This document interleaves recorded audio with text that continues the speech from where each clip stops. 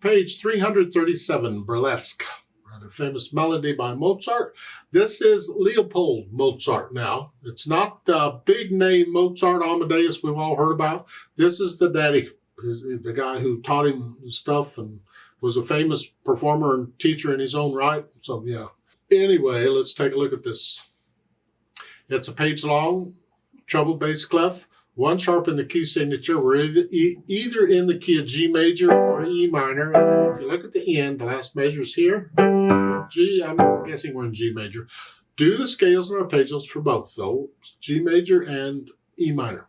I got videos on them. You've heard this, blah, blah, blah. Okay. 2/4 time signature. We're coming in on beat 2 because there's only one beat in that first measure. But if you look at the end, there's only one beat in that measure, so that's okay. I want to try and connect everything at first. These 16th notes, 1 E and a, 2 E and a. So it's 2 E and a, 2 E and a, and then 4. That prepares for the E. Then going on, then 4, and then 4. So we are moving around a little bit, and we're using the repeated notes to do so. There are other fingerings we could use, but this is good practice. We'll just do this. Kind of fun. Now, if you look at measure 7, we're here. But measure 8, they want you up here. That's a stretch. So you can, if you want, in measure 8, play that first note with the thumb.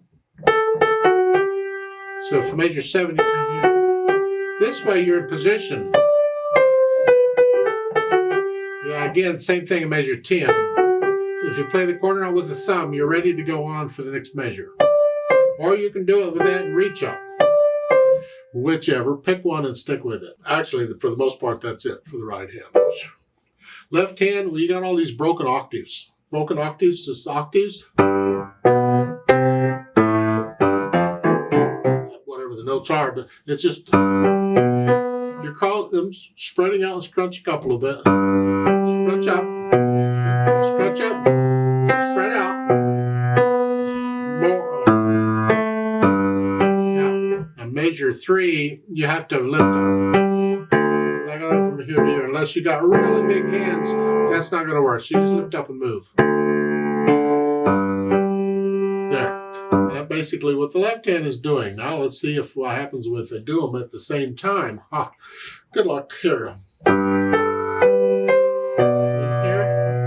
Make sure the fingers are right.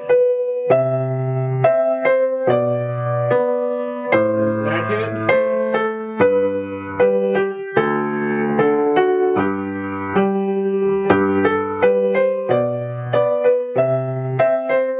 That's the idea. That's basically it. It's rather repetitious. Once I have the notes and the fingering and all that worked out, then I'll go back over it slowly.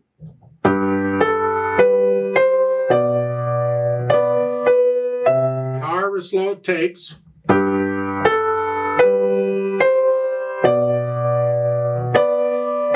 Doesn't matter. However slow it takes, I get rid of all the hesitations. No hesitations. And you're only looking down at the keyboard when you have to move somewhere, maybe in the left hand or whatever. These other moves, you want to be able to feel them. Then I add the articulation. And for the left hand, you say LH detached. They don't put in the staccato. They could put in dots for staccatos. They're just two. They don't have to be real short. Just detached. Kind of bounce along.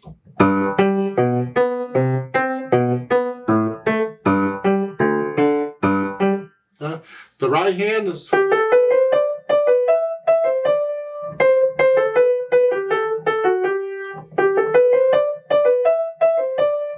Yeah, that's fine. Just lift up between those slurs. Remember, a slur, you don't always lift up before and after it, but you can. It depends on the music. And here, these are slurs, and you're lifting up before and after each one. I mean, the fact they're repeated notes, you kind of have to anyway, but still. The phrase, it looks like it's kind of a statement-reply thing. The statement. Then the reply. Statement. Those are the phrases, but you're lifting up anyway because of the slurs and stuff is doing it. So I'm doing this in one hand and this In the other hand, at the same time, good luck.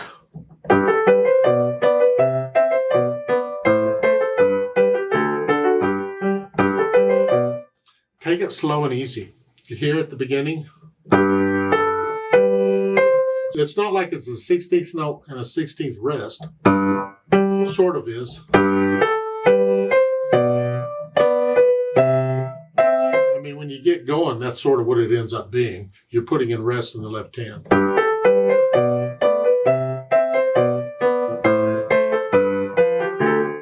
You get the idea, and you do that too and get away with it. But technically, it's not. It's not really metered. It's not controlled as to how short or long these left-hand notes are. You're just feeling, you're just kind of bouncing along. If it helps you to meter them, if it says, okay, it's a 16th note and a 16th rest, then try that at first. But eventually, you want to just get where you're feeling it. Then the dynamics. Well, it's the melody. It's the right hand. The forte is loud. That's loud. And then measure 5, you come down and you're going to echo that. And then a measure 8. Loud again. Yeah. And then echo that for measure, what, 11 or so? And loud at the end. Left hand's out of the way. Just keep it in the background. Speed, allegro. Well, good luck with that. The 16th notes need to be even and controlled. So what can you do that?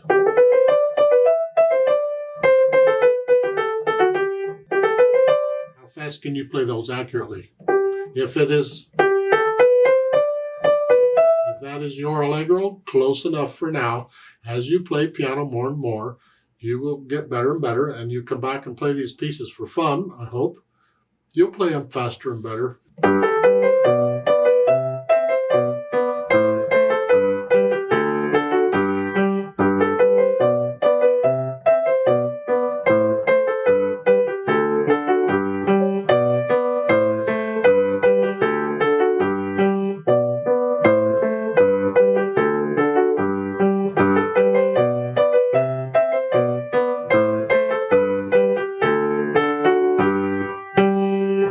There's a retard at the end, so you slow down a little bit. Don't copy me. You don't have to take it that fast. You can do more with the dynamics. You want to explore the dynamics and feel a little louder and softer in places? Yeah. Let's play this together slowly and check the notes and the rhythms. I'm not going to do the dynamics. I'll give us 3 counts because we come in on beat 2. I'm going to put the metronome on 8th notes here. So it's beating 8th notes. So it's 1 and 2 and. That's how fast we're going here. 1 and 2 and go and